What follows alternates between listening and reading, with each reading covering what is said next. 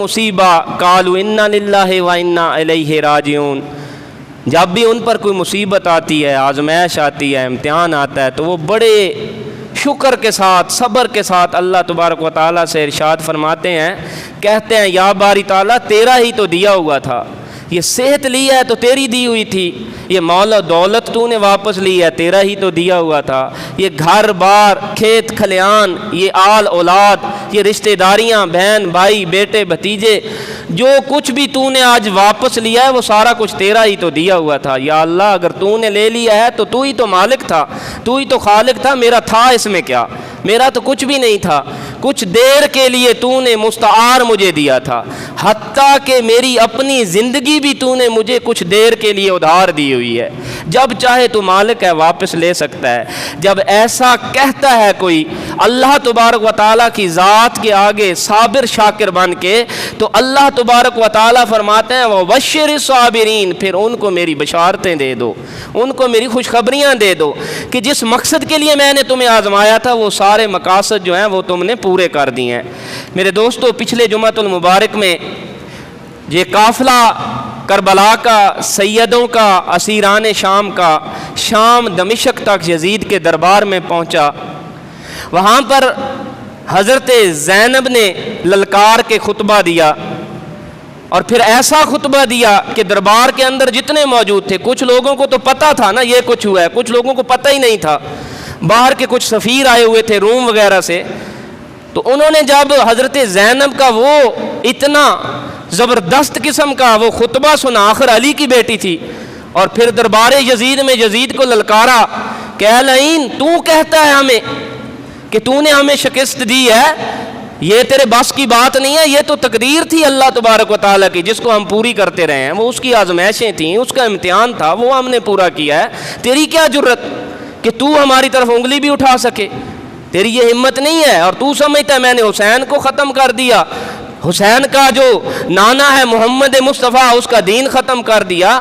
اور ذلیل انسان، یہ اذانیں تو سن، آج بھی ہمارے نانے کا نام اسی طرح بلند و بالا ہے، مگر تیرا نام لیوا کوئی نہیں ہوگا، پھر زندگی بھر قیامت تک کوئی نہ تو کسی کا نام شمر کوئی رکھے گا، نہ کوئی یزید رکھے گا، حسین حسین، ہر گھر میں حسین ہوگا، ہر گھر میں علی ہوگا۔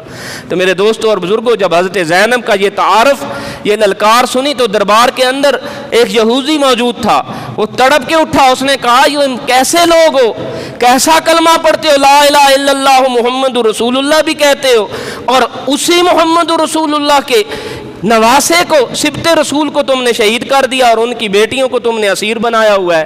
لعینوں، میں 17ویں پشت میں ہوں اپنے نبی کی، میں شجرے میں 17ویں پشت پر ہوں، آج بھی یہودی مجھے دیکھ لیں تو ادب سے کھڑے ہو جاتے ہیں۔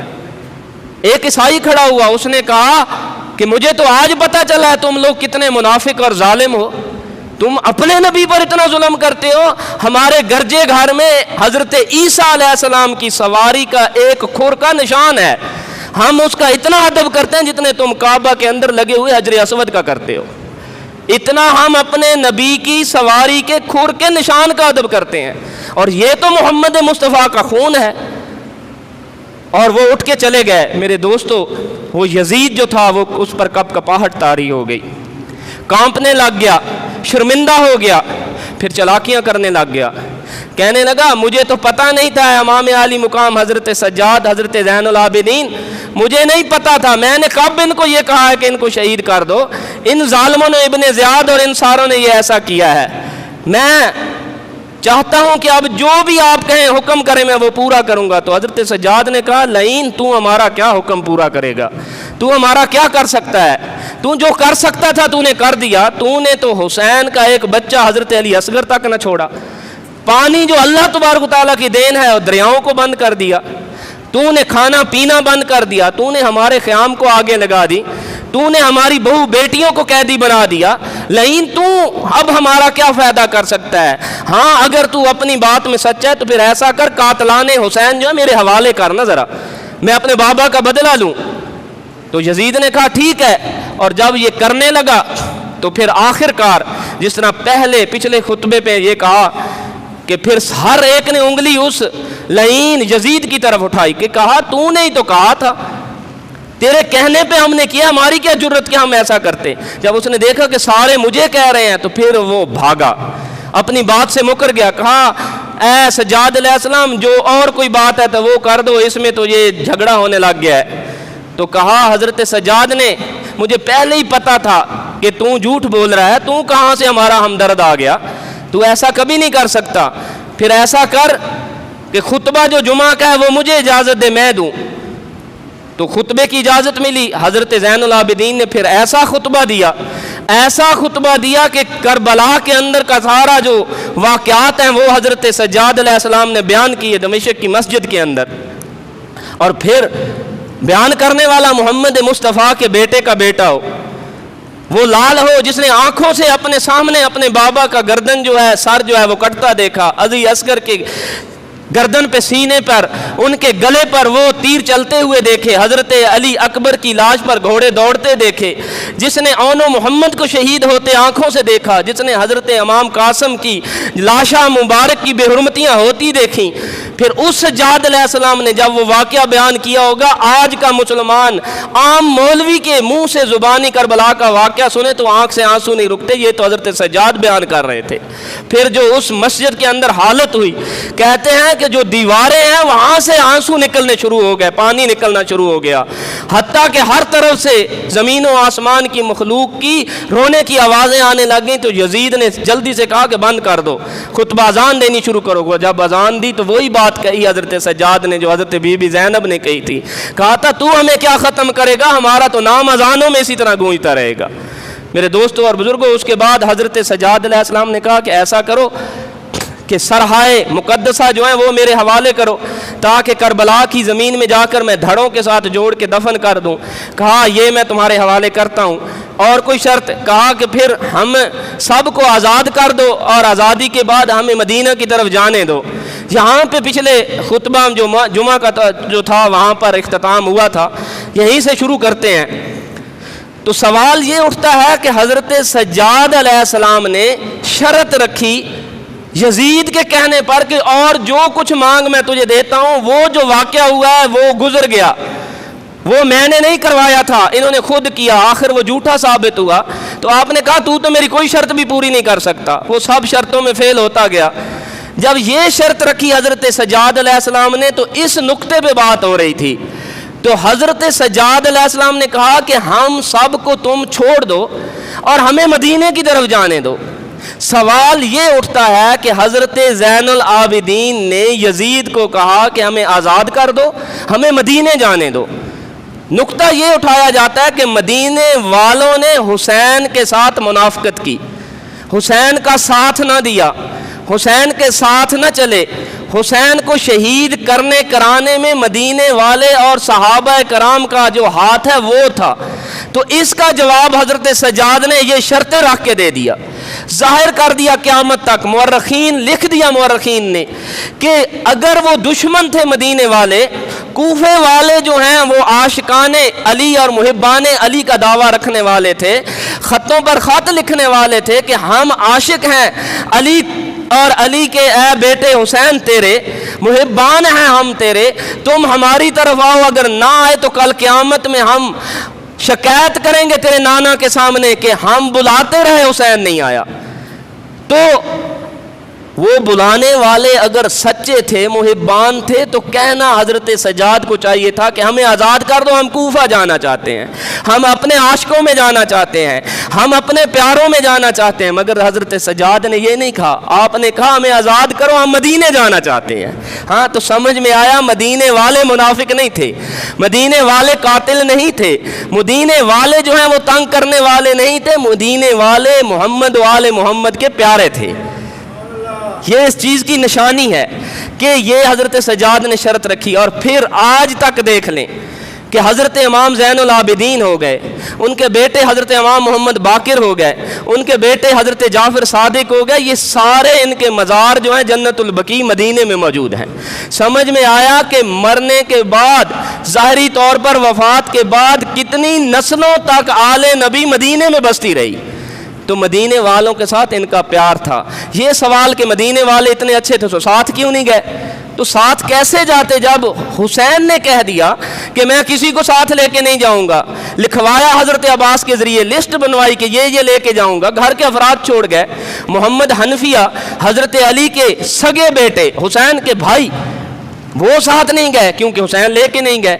حضرت پاک بی بی زینب، ان کے خاوند حضرت عبداللہ بن جعفر، حضرت جعفر طیار کے بیٹے، وہ ساتھ نہیں گئے کیونکہ حسین ساتھ لے کے نہیں گئے۔ حضرت عبداللہ بن عباس، اہل بیت اطہار کا اہم ترین فرد، وہ ساتھ نہیں گئے کیونکہ حسین لے کے نہیں گئے۔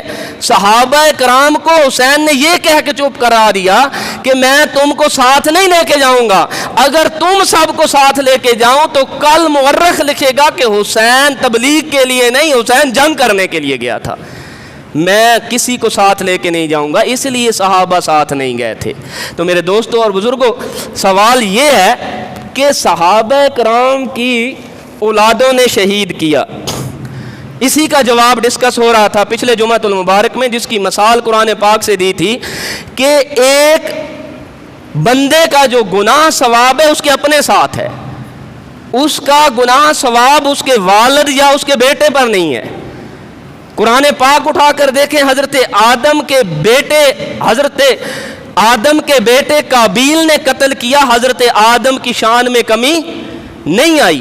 حضرت نوح کے بیٹے نے انکار کیا توحید و رسالت کا، حضرت نوح کی شان میں کمی نہیں آئی۔ حضرت محمد مصطفیٰ کے جو تمام انبیاء رسولوں کے سردار ہیں، ان کے سگے چچا نے انکار کیا محمد اور محمد کے خدا کا، حضرت محمد مصطفیٰ کی شان میں کمی نہیں آئی۔ سمجھ میں آیا کہ دوسرے کی غلطی کا دوسرے کو گناہ ثواب نہیں ہے، نہ اس کی شان میں کمی آتی۔ اگر کسی صحابی کے بیٹے نے کوئی زیادتی کی ہے، ہوں گے ان میں شامل، مگر اس کا مقصد نہیں۔ عمر بن سعد، حضرت سعد بن ابی وقاص کے بیٹے ہیں، اس نے حسین پاک کو شہید کروایا، اس لشکر میں شامل تھا۔ ہم کم کرتے ہیں کہ وہ نہیں تھا، اس نے کیا، وہ لعین تھا، مگر سعد بن ابی وقاص کی شان پر کیوں حرف دیا جائے، ان کو کیوں ان پر کوئی انگلی اٹھائی جائے کہ وہ محمد مصطفیٰ کے ماموں ہیں، عشرہ مبشرہ میں شامل ہیں، فاتح ایران ہیں۔ وہ حضرت سعد بن ابی وقاص ہیں جو تیر چلاتے تھے کفار پر، محمد مصطفیٰ اٹھا کر دیتے تھے، یہ لو سعد یہ اور تیر چلاؤ، اور دعائیں ساتھ دیتے تھے۔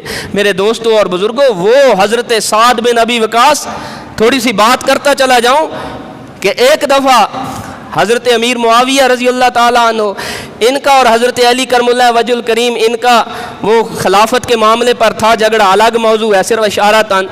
تو حضرت امیر معاویہ نے سعد بن ابی وقاص انہی سے کہا کہ تم میری طرف آ جاؤ علی کو چھوڑ کے۔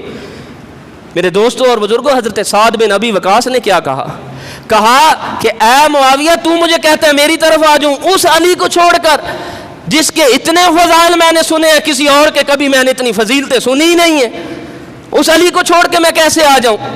ان میں سے 4 تو ایسی ہیں جو آج بھی مجھے اسی طرح سامنے نظر آ رہی ہیں جیسے محمد مصطفیٰ ابھی بیان کر رہے ہوں۔ کہا نمبر 1، میرے محمد مصطفیٰ نے کہا کہ علی تو میرے لیے اس طرح ہے جس طرح موسیٰ کے لیے ہارون ہے، مگر میرے بعد کوئی نبی نہیں، تو میرا اس جہان میں میرا بھائی ہے۔ ایک فضیلت۔ دوسری فضیلت، مباہلہ کا ٹائم آیا تو محمد مصطفیٰ اپنے بھائی کے طور پر، داماد کے طور پر علی المرتضیٰ کو لے کے گئے۔ تیسری فضیلت، فرمایا غزوہ خیبر میں محمد مصطفیٰ نے اعلان کیا کہ کل میں اس کو جھنڈا دوں گا، علم دوں گا جس کے ہاتھ پر اللہ نے فتح لکھ دیا، جس پر اللہ راضی ہے وہ اللہ پر راضی ہے۔ سارے صحابہ کرام ساری رات نوافل ادا کرتے رہے، دعائیں کرتے رہے کہ یا باری تعالیٰ یہ شرف کاش ہمیں کل مل جائے، محمد مصطفیٰ کے ہاتھوں یہ علم ہمیں مل جائے۔ مگر صبح محمد مصطفیٰ نے حضرت علی المرتضیٰ کا ہاتھ پکڑا اور علم جو ہے وہ حوالے کیا۔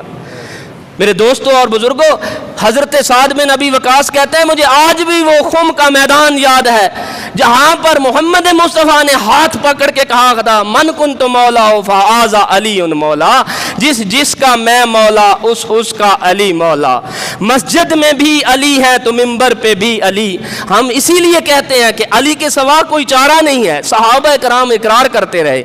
مسجد میں بھی علی ہے تو منبر پہ بھی علی، کعبہ گواہ ہے دوش पैगंबर पे भी अली, हिजरत की शब हजूर के बिस्तर पर भी अली, जन्नत अली की मिल्क है तो कौसर पे भी अली, हर जगह अली अली मिलेंगे ना दामन बचाइए, बचना अगर अली से है तो जहन्नुम में जाइए। अली से नहीं बचा जा सकता, जिस तरफ नज़र करोगे तुम्हें अली अल मुर्तज़ा ही नज़र आएंगे। हज़रत साद बिन अबी वकास ने तारीफ़ें की हज़रत अली की और हज़रत अमीर मुआविया को साफ साफ इनकार कर दिया। उनका बेटा इतने प्यारे सहाबी का बेटा था, जन्नती का बेटा दोज़खी, इसीलिए कहा जाता है। सबसे पहले जो कुफार पर तीर मोहम्मद मुस्तफ़ा की तरफ से चलाया वो साद बिन अबी वकास ने चलाया, और सबसे पहले हुसैन पर करबला में जिसने तीर चलाया इनके बेटे उमर साद ने चलाया। तो ये अल्लाह तबारक व तआला के ये काम है, उसकी हिकमतें हैं। तो हम कब इनकार करते हैं? हम उस उमर साद को लईन ही कहते हैं, हम कहते हैं जन्नती का बेटा दोज़खी है, मगर उसके बदले में उसके बाबा जो बाप हैं साद बिन अबी वकास, उन पर गाली गलोच नहीं करते, उनको बुरा भला नहीं कहते, उनकी शान अलग है। मेरे दोस्तों और बुजुर्गों, फिर सवाल ये है कि हुसैन का बदला किसने लिया? हुसैन का बदला लेने वाला भी सहाबी रसूल का बेटा था, मुख्तार सकफी, अबू उबैदा का बेटा था, जो कादसिया में जंग के दौरान हाथी के पाँव के नीचे आकर शहीद हो गए थे। उनका बेटा मुख्तार सकफी था। हालांकि इस पर तहफ़्फ़ुज़ात हैं, हमारे मसलक में भी हैं, दीगर मसालक के अंदर भी हैं। मुख्तलिफ इन पर सवालात उठाए जाते हैं कि इन्होंने नबूवत का दावा कर दिया था, इन्होंने कहा वही मुझ पर आती है, इस तरह के सवालात हैं। बहरहाल ये मौजूए गुफ्तगू नहीं है, मगर मुख्तार सकफी का मैं अपनी बात करता हूँ, अपने नज़दीक मेरे दिल में ये है कि मुख्तार सकफी ने बहुत बड़ा काम किया। सबसे बड़ा काम ये किया कि इमाम ज़ैनुल आबिदीन का सीना ठंडा ठार कर दिया, उनके बाबा के कातलों को कत्ल कर दिया, उनको चुन चुन के मारा उस मुख्तार सकफी ने। वो था कौन? वो भी एक सहाबी रसूल का ही बेटा था, वो भी मोहम्मद मुस्तफ़ा की सोबत में रहने वाले का बेटा था जिसने बदला लिया। मेरे दोस्तों और बुजुर्गों, एक और बात है, ये मुख्तार सकफी जो है ज़ाहिरी तौर पर कुछ इसके बारे में बताता जाऊँ, इसकी शुरू से तबीयत थी, ये नामी ग्रामी रहना चाहता था, इस तरह के तरीके इख्तियार करता था, बहुत बड़ा सियासतदान था, चलाक था, तेज़ था और बहादुर भी बहुत ज़्यादा था। इसके आले रसूल इसके अंदर बिल्कुल थी, मगर सियासत में भी आगे आगे रहना चाहता था, इसकी तबीयत थी इस तरह की। तो जो साइड थोड़ी सी भारी देखता उस साइड पे जाता। ये अब्दुल्ला बिन ज़ुबैर जब उन्होंने थोड़ी सी ताकत पकड़ी तो उनके साथ शामिल हुआ बाद में करबला के वाक़े के। और फिर मोहम्मद बिन हनफिया जब बीमार हो गए तो उनकी तहरीक थी उठी हुई कातलाने हुसैन से बदला लेने की, तो मोहम्मद बिन हनफिया अली के बेटे बीमार हो गए, तो उस तहरीक को भी इन्होंने हासिल कर लिया और वो भी इन्हीं के साथ आके मिल गए। फिर कुछ लोग थे जमात तवाबीन। ये कौन लोग थे? तवाबीन। तवाबीन वो लोग होते हैं जो तौबा करते हैं। सवाल ये है, तौबा कौन करता है? तौबा वो करता है जो इकरार गुनाह करता है। ऐसा है कि नहीं? साथ साथ जवाब दिया करें, पता चले सुन रहे हो। तौबा कौन करता है? कभी नेक बंदे ने भी तौबा की? जिसने गुनाह नहीं किया उसने माफ़ी क्या मांगनी है? जिसने गुनाह किया है, बड़ी समझ वाली बातें हैं, अकायद वाली बातें हैं, इनको समझे, खुद समझो, अपनी औलादों को समझाओ। हर वक्त हर कोई आपको ये बातें नहीं समझाएगा। जमात तवाबीन थी, तौबा की उन्होंने, कूफे से बाहर निकल कर रेगिस्तानों में, रेतों में, सर में मिट्टियां डाल के रो रो के अल्लाह के आगे तौबा करते रहे। किस चीज़ की तौबा? या बारी ताला हमें माफ़ कर दे, हमने हुसैन को बुलाया और बुला के मरवा दिया। अगर ये बात ना हो तो मैं जिम्मेदार, मिंबर रसूल पर बैठकर।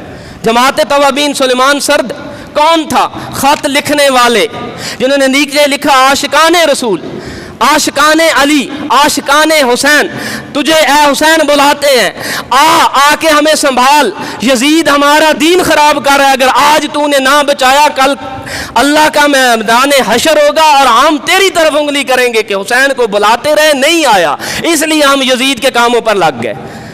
तो इसलिए हुसैन गया। हुसैन ने इन्हीं लोगों के 2 बोरे निकाल के दिए थे कि ये पढ़ो अपने नाम, तुमने खत लिखे, मुझे वास्ते दे देकर बुलाया, मैं तुम्हारा मेहमान हूँ, फिर मुझे ही मरवाने लग गए उनके साथ मिलके।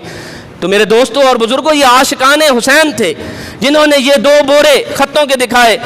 اور پھر خیام کو جلایا کس لیے گیا؟ اسی لیے جلایا گیا کہ یہ خطوں کا جو ثبوت ہے یہ جل جائے، تاکہ کل یزیدی فوج کے ہاتھ لگ جائے گا، وہ یزید کو دیں گے اور یزید ہمیں باہر بلا لے گا، کہے گا تم تو حسین کے ساتھ تھے، خط لکھ کے بلایا تھا تم لوگوں نے، تو ہم نہ ادھر کے رہیں گے نہ ادھر کے رہیں گے۔ اس لیے خیام کو جلانے میں یہ سب سے آگے تھے، انہوں نے اس لیے خیام کو جلایا تھا، وہاں پر کوئی سونا چاندی نہیں تھا حسین کے گھرانے میں، وہ تو سخیوں کے سخی ہیں، ادھر سے آ رہے ہیں اونٹوں کے اونٹ غلے کے اور ادھر غریبوں کی طرف جا رہے ہیں۔ حضرت سجاد علیہ السلام کو جب غسل دیا گیا تو آپ کے کمر مبارک پر اتنے اتنے زخم تھے، کسی نے پوچھا یہ کس طرح کے ہیں؟ گٹے بنے ہوئے ہیں، جس طرح ساری زندگی حضرت سجاد وزن اٹھاتے رہے ہوں۔ تو کسی نے بتایا، پھر چند دنوں کے بعد مدینے کے غریب جب روئے نا کہ ہمارے دروازے پر رات کو کوئی بورا رکھ کے جاتا تھا خوراک کا، تو وہ ہم سوچتے تھے کس نے رکھا ہے، تو آج ہمیں پتہ چلا جب سجاد علیہ السلام چلے گئے ہیں تو ہمیں آج پتہ چلا کہ ہم پر سخاوتیں کرنے والا امام عالی مقام حسین کا بیٹا تھا۔ وہ راتوں کو اٹھا کر جاتے تھے اور جا کے تقسیم کرا دیتے، گھر والوں سے سوال کرتے تھے کوئی چیز دنیا کی رہ تو نہیں گئی ہے؟ تو ان کے خیموں میں کیا پڑا تھا؟ کوئی سونا پڑا تھا، ادھر چاندی پڑی تھی، جس کو لوٹنا تھا لوٹ لیا جی، لوٹ لیا، لوٹا نہیں، لوٹنا وہاں سے کیا تھا؟ جلایا۔ کیوں جلایا؟ 2 بورے ثبوت تھے جو حسین نے کربلا میں دکھائے تھے، یہ خط جل جائیں تاکہ کل ثبوت نہ موجود ہو۔ ہم نے بلایا مگر ثبوت لکھنے والوں نے لکھ دیے، موجود ہیں۔ میرے دوستوں اور بزرگوں، اس سلیمان بن سرد کے پاس تقریباً اس نے 10,000 کی وہ توابین بنی، خود ہی کہہ دیا ہمیں خواب آ گیا جی، توبہ قبول ہو گئی ہے۔ پھر انہوں نے فوج بنائی کہ خواب میں کہا گیا تم بدلہ لو حسین کا، تو فوج کی تیاریاں ہو رہی ہیں۔ اس وقت مختار سقفی پہنچا ان کی چھاونی کے اندر اور سلیمان بن سرد کے خلاف ساری فوج کو کیا اور کہا کہ اس نے تمہیں کیا بچانا ہے اور حسین کی قتلوں کا بدلہ لینا ہے قاتلوں سے، میں لینے لگا ہوں بدلہ۔ میرے ساتھ عبداللہ بن زبیر کی فوج بھی ہے، محمد بن حنفیہ کے جو ہیں سپہ سالار اور جانسار وہ بھی ہیں، میں حسین کا بدلہ لوں گا، میری طرف آ جاؤ۔ یہ تو بلا کے پھر ساتھ مرواتے رہے ہیں، بہانہ کیا مختار نے اور طریقے سے پھر ان آدھی فوج توڑ کے اپنے ساتھ کر لی، آدھی جا کے پھر وہ جنگ لڑی، انہوں نے وہ مارے گئے، تو مختار کے ساتھ پھر یہ شامل ہو گئے۔ ان کوفے والوں کی یہ تاریخ تھی۔ حضرت عبداللہ بن زبیری فوج نے جب کوفہ کو فتح کیا نا بعد میں، تو مختار کے ساتھ یہ تھے، انہوں نے پھر اس مختار کو چھوڑ دیا، مختار شہید ہو گئے۔ تو اس کے بعد انہوں نے کہا کہ ہم تمہارے ساتھ ہیں۔ اس نے کہا ان ساروں کو لین میں لگاؤ، پورے قلعے کی دیوار پر سوار کیا، ان کو 5-7 ہزار بندوں کو سب کو قتل کروا دیا۔ کہتے ہیں خون کوفے کی گلیوں میں اس طرح بہہ رہا تھا جس طرح ندی نالے ہیں۔ اس نے کہا ایک بھی میں نے چھوڑوں گا، تم وہ لوگ ہو جنہوں نے عثمان کو شہید کیا، تم وہ لوگ ہو جنہوں نے علی کو کہا کہ تو ہمارا پیر ہے اور پھر اس کو مروا دیا، تم وہ لوگ ہو جس نے حسن کو کہا ہم تیرے ہیں اور پھر اس کو مروایا، پھر حسین کو بلایا حسین ہم تیرے ہیں پھر اس کو مروایا، پھر تم مختار کے ساتھ ابن زیاد کے ساتھ شامل ہوئے اور مختار جب آیا طاقت میں اس کے ساتھ شامل ہو کے ابن زیاد کو مروا دیا، پھر تم مختار کے ساتھ شامل ہوئے اور پھر تم نے کہا کہ ہم اس کے ساتھ شامل ہیں، اور پھر مختار پہ جب برا وقت آیا اس کو چھوڑ کے میرے ساتھ شامل ہو گئے ہو اور مختار کو مروا دیا، اب تم کہتے ہو ہم تیرے ہیں، تم ہمیں بھی مرواؤ گے۔ اس نے ان کو جڑ سے ختم